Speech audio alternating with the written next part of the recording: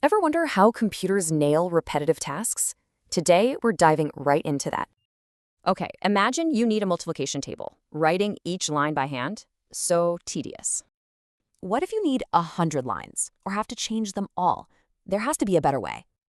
And there is. It's called a for loop. It repeats instructions without repeating code. So much cleaner. The for loop is a super fundamental tool for automating all kinds of repetitive work. Let's break it down. A for loop's header has 3 key parts that tell it what to do. And loops are really flexible. You can count down or even skip numbers, not just one by one.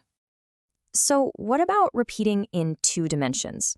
Like rows and columns in a grid.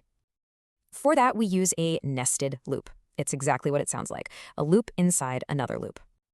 Think of it like planning snowmen. The outer loop makes a row, the inner one fills it. So for each single run of the outer loop, the inner loop completes its entire cycle. But what about problems that kind of contain smaller versions of themselves? Let's look at that. This is where recursion comes in. It's a powerful idea where a function just calls itself.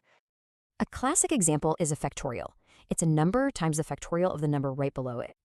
So the function keeps calling a simpler version of itself, digging deeper into the problem. But here's the crucial part, the base case. It's basically the stop sign for the recursion. Once it hits that base case, all the answers start to unwind back up the chain. So iteration versus recursion. Which one is better? Well, it depends on the job, really. They're just 2 different tools for 2 different kinds of problems. It's all about picking the right one.